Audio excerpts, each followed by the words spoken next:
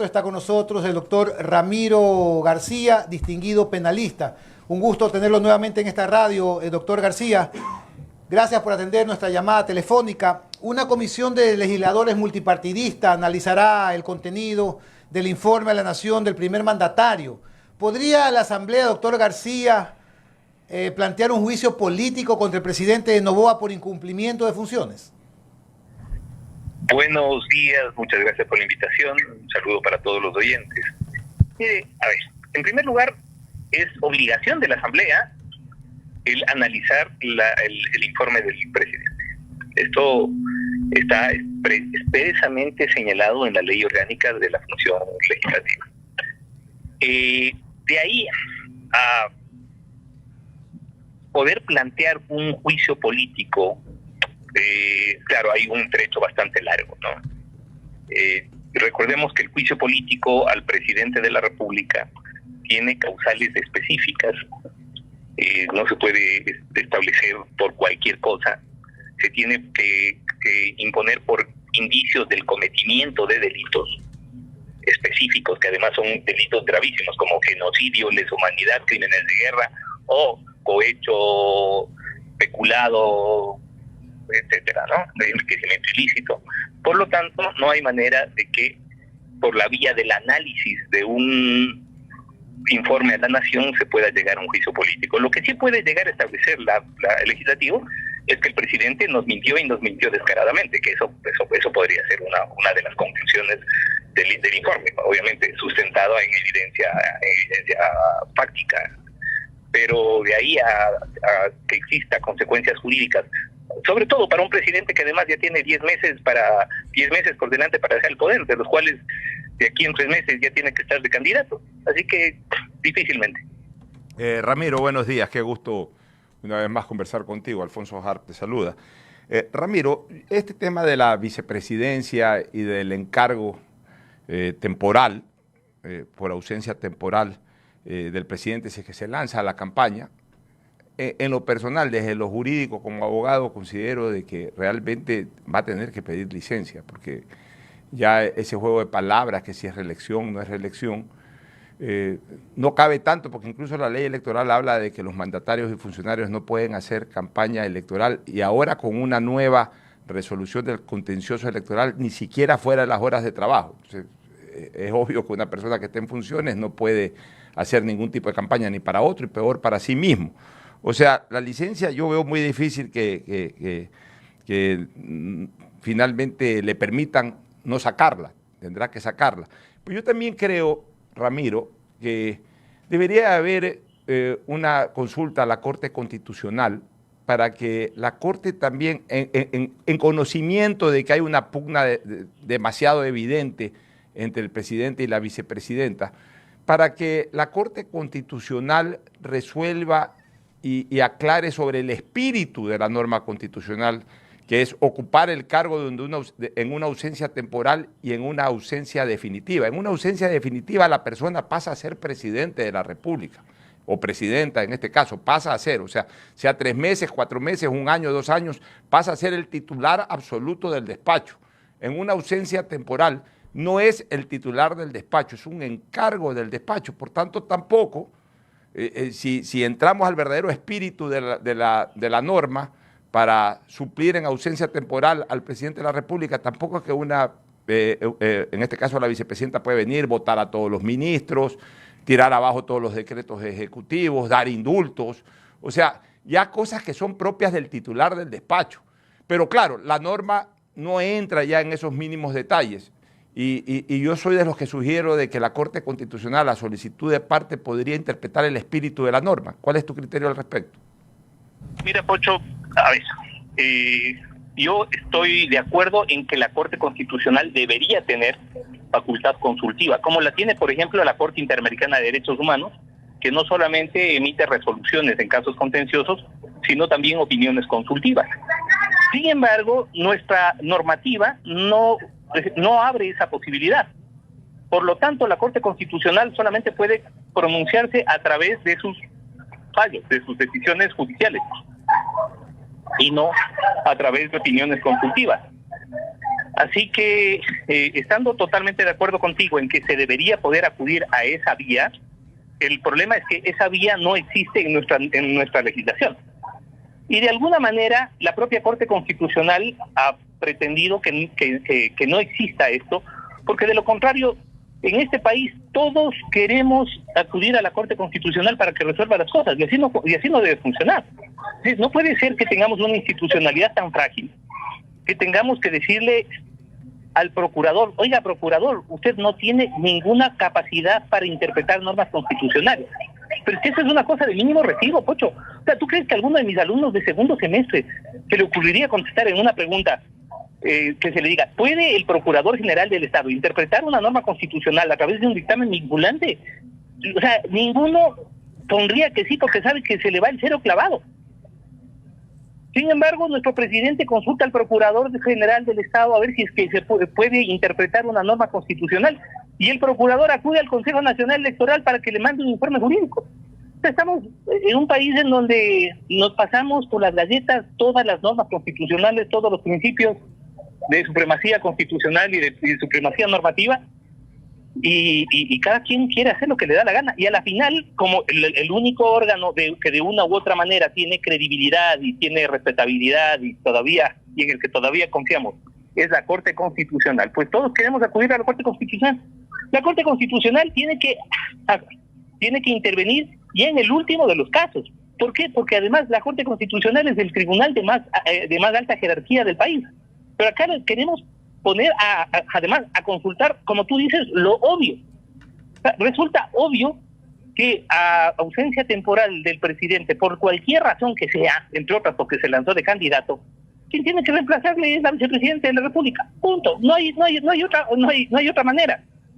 Y además se trata de un poco jugar con hacer malabares lingüísticos, ya ni siquiera jurídicos. Es que como el fallo de la Corte Constitucional establece que ese periodo no es imputable no se considera como un periodo imputable electoralmente, entonces no hay reelección. A ver, si vamos a las palabras, cuando uno ha sido elegido y se lanza nuevamente para la misma dignidad, está reeligiéndose. Esto es una reelección. Que no sea imputable estos 14 meses como un nuevo periodo, lo que significaría que el presidente Noboa, de ganar las elecciones en 2025, podría repetir en 2029 como candidato, así es. Pero de ahí a decir que esto no es una reelección, y que como no es imputable, entonces no es una reelección, y que como no es una reelección, entonces no tiene que encargar del poder, bueno, pues eso ya es querer vernos la cara de tontos, ¿no? Ramiro, ¿qué tal? ¿Cómo está? Buenos días. Lo saluda Esteban Noboa. A ver, sí, estamos conscientes de todo este entredicho constitucional, legal, que se lo ha conversado ya en el país, y yo creo que el país está distraído en esto cuando realmente hay prioridades, hay muchas otras prioridades que atender, pero lamentablemente hay una crisis constitucional en el país, dado que no se pone de acuerdo el presidente con la vicepresidenta, con el legislativo y con los partidos políticos respecto de este tema. Pero quería preguntarle a usted qué opina respecto de lo que deja entrever la vicepresidenta. En el tema jurídico yo creo que estamos claros en que en principio debería pedirse licencia y debería asumir temporalmente la vicepresidenta. Pero aquí hay un tema en el plano de los hechos, ya no en el plano jurídico, doctor, que es que la vicepresidenta en 30 días aparentemente quiere implementar un plan de gobierno. O sea, ha dicho que ella va a reducir al IVA al 12%, lo cual no puede porque necesitaría reforma legislativa, ya que el mínimo del IVA quedó en 13%, parece que no se ha enterado de eso, y que le preguntaron sobre unos indultos o algo por el estilo, y dijo algo de los impuestos, es decir, quiere aplicar su propia política tributaria. Entonces, el problema constitucional este problema constitucional se da también por esta especie de agenda que tiene la vicepresidenta, que a mí me parece insólita, a escucharla decir este tipo de cosas, en lugar de cuando lo que ella tendría que hacer es simplemente garantizar una continuidad, respaldar el gabinete que está puesto y hacer que esto sea lo más tranquilo posible. No sé qué opina usted al respecto. Mire, el problema es que queremos solucionar jurídicamente las estupideces políticas de nuestra clase política. El problema radica en como preguntaba Correa, ¿quién fue el idiota que le escogió a esta señora de vicepresidenta? Una señora que venía de quedar séptima de 8 para la alcaldía de Cuenca, pero que además se hizo ya mucho antes famosa por algunas de sus declaraciones, de las cuales se le podía acusar de todo menos de inteligente. Y claro, esta señora pues se manda cualquier cosa, cualquier barbaridad, y resulta que nosotros, el electorado, tenemos que asumir la responsabilidad de los errores de nuestros mandatarios, y tenemos que calarnos el que venga un impresentable y nos diga que en 2 meses va a tirarse abajo todo el plan de gobierno del actual presidente. A ver, sí, es impresentable, pero jurídicamente no. Es decir, no es que nosotros vamos a buscar jurídicamente la salida para un problema que evidentemente se nos viene como país. O sea, el problema que vamos a tener es que vamos a tener a una impresentable como presidenta durante un par de meses, haciendo y deshaciendo. Sí, con seguridad se tirará abajo a todo el gabinete, con seguridad se mandará un par de medidas populistas como bajar el IVA, por ejemplo. Si es que se elimina el subsidio a los combustibles, con seguridad los volverá a poner, pero claro, esas son potestades del presidente de la República y ella será la presidenta el tiempo que le toque ejercer el cargo. Así de sencillo. Entonces, otra cosa, el problema es que ¿a quién se nos ocurre elegir a una persona así como vicepresidenta? Porque a la final ella llega con nuestros votos. Y el problema es que la otra opción era todavía peor. Entonces, yo creo que aquí tenemos que ya empezar a reflexionar un poco también como electorado. O sea, ¿a qué estamos eligiendo? Al punto que los finalistas sean Luisa González y la otra lista. Y que a la final tenga que ser la otra lista, la que sea, la que terminamos votando para que no lleguen nuevamente los operadores del narcotráfico a gobernar el país. Ese es el punto. Y le apuesto lo que quiera, que en 2025 vamos a tener la misma dicotomía. Y vamos ya a su tema que es el penal. A la vicepresidenta se le preguntó en una entrevista si es que ella concedería indulto al expresidente Correa. Y quisiera un poco discutir con usted cuál es la diferencia entre la amnistía y el indulto, porque el público en general tiende a confundirlas, inclusive los políticos tienden a confundirlas, porque no se enteran bien qué es lo uno y qué es lo otro. La amnistía se aprueba en la Asamblea, el indulto es presidencial, y quería preguntarle a usted si es que el indulto sería posible darle a Correa con estos delitos, por el delito del que está acusado, pues que es el soborno, ya que en la amnistía no cabe, pero en el indulto podría ser que se pueda hacer. ¿Qué opina usted? El punto en común es que tanto la amnistía como el indulto implica una forma de perdón, por decirlo de alguna manera, a una persona que ha sido condenada y que además su condena se encuentra allá en pie. Ese es el punto en común. Los puntos de diferencia, como usted señalaba, la amnistía la otorga la Asamblea, el indulto la Presidencia de la República.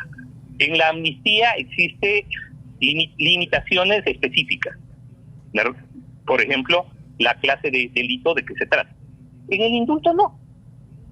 Por lo tanto, ¿podría indultar? Sí, podría indultar. Que para Correa eso sería, yo creo que un golpe político muy fuerte, porque si bien ese indulto le permitiría pues regresar, recordemos que Correa tiene varias otras investigaciones e instrucciones en su contra, porque si le indultan por el caso soborno, tendría que regresar a la cárcel para responder por el caso secuestro de Balda. Recordemos que tiene prisión preventiva también por eso. Así que me parece que no va por ahí la cosa. O sea, creo que se está generando ahí una narrativa que desde mi punto de vista no es la adecuada. Creo que más bien en esos 2 meses se va a crear tal caos, tal desbarajuste, que el gran afectado obviamente va a ser el presidente candidato.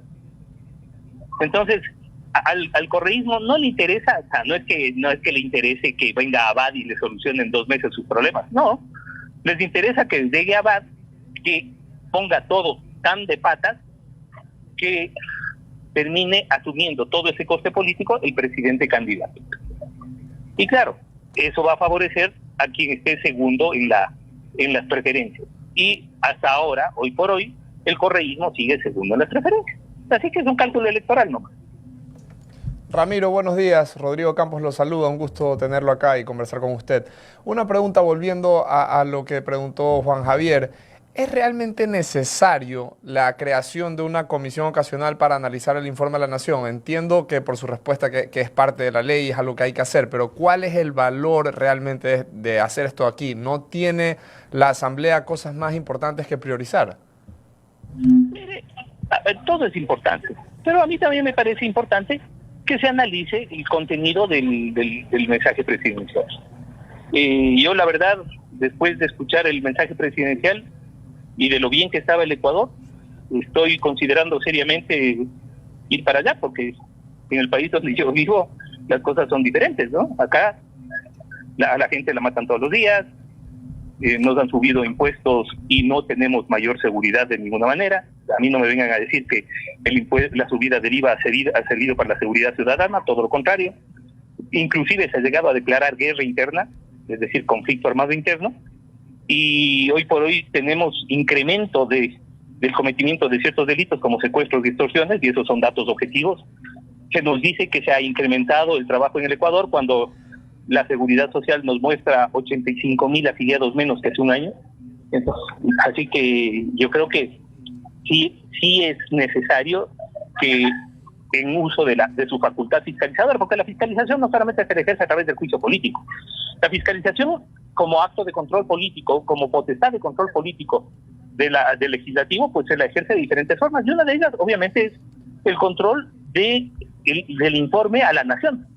Recordemos, por ejemplo, en los Estados Unidos lo importante que es la rendición de cuentas del presidente, el informe a la nación ante el Congreso es importantísimo. ¿Por qué? Porque no solamente se evalúa el estado del país, sino el grado de honestidad del gobierno en cuanto a su rendición de cuentas. Y yo creo que en eso, además, ya decimos, hay cosas más importantes, sí. ¿Cuáles?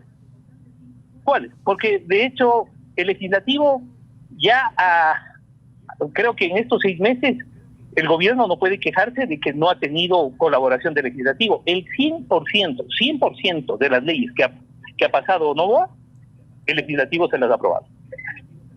Noboa en 6 meses ha aprobado más leyes que Lazo en 2 años y medio. Y en todas le han dado gusto al 100%. Todo, absolutamente todo. Entonces, que no nos vengan a decir que el legislativo no ha hecho su trabajo.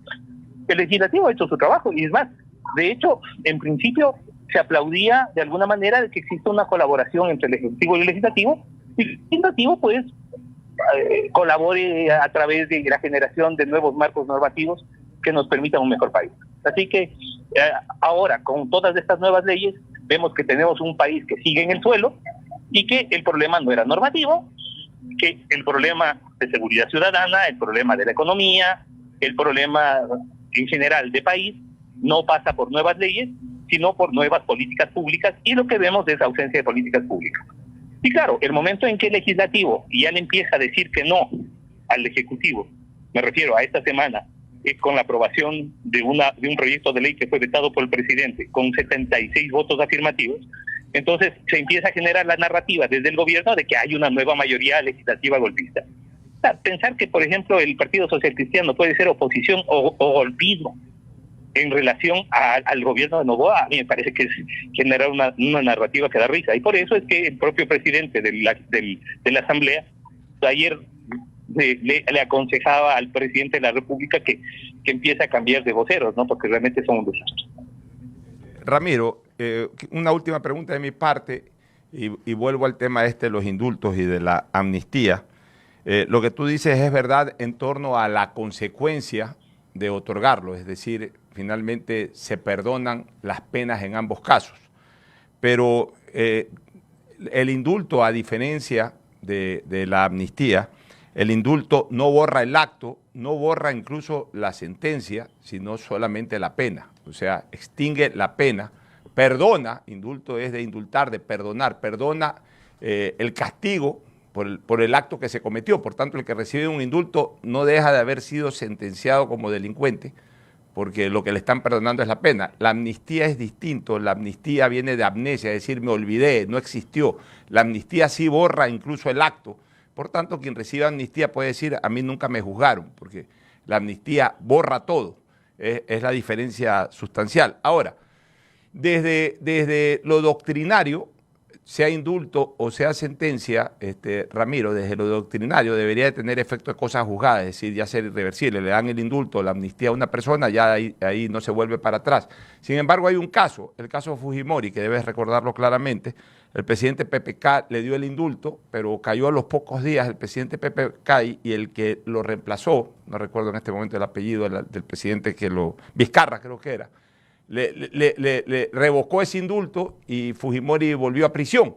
Entonces, a tu criterio jurídico, ¿es dable aquello? Por ejemplo, si es que en una presidencia temporal o en un encargo temporal de la presidencia, viene la presidenta y le da un indulto a cualquiera, no pongamos nombres y apellidos, le da un indulto a cualquiera y cuando retome el presidente titular, ¿podría revocarlo como ocurrió en Perú? Sí, a ver, en el caso de Fujimori había una circunstancia especial, y es que los delitos por los cuales se le acusaban eran delitos que habían sido expresamente señalados por la Corte Interamericana de Derechos Humanos como imprescriptibles e imperdonables. Es decir, que no había manera de generar un perdón hacia Fujimori, porque en Perú ya se intentó pasar una ley de punto final, como la Argentina, en donde se dejaba de lado las violaciones de derechos humanos que se habían cometido en la dictadura de Fujimori. Claro, y entonces en base de esas consideraciones, pues, pese a que lo indultaron, luego revocaron el indulto. Acá, insisto, no hay ninguna limitación para el indulto en cuanto al tipo de delito, pero tampoco hay ninguna limitación para que se revoque ese indulto por parte de otro presidente de la República.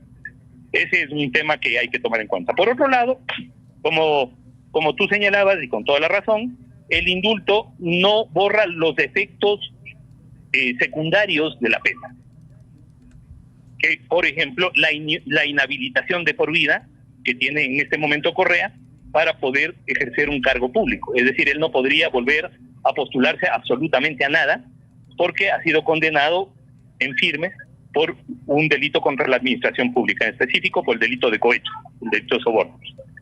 Así que y yo creo que el indulto es lo que menos le interesaría a Correa, porque no le permitiría ni siquiera volver tranquilamente al Ecuador, porque tendría que enfrentar un juicio por secuestro, en el cual, insisto, tiene prisión preventiva, el juicio del caso Balda. Y por otro lado, no le permitiría volver jamás a ser candidato absolutamente a nada, que es lo que él aspira. No le permitiría volver al poder, que es con lo que sueña todos los días. Y creo que por ahí no va la cosa, ¿no? Agradecemos el análisis jurídico del doctor Ramiro García aquí en Punto de Orden. Doctor García, buenos días.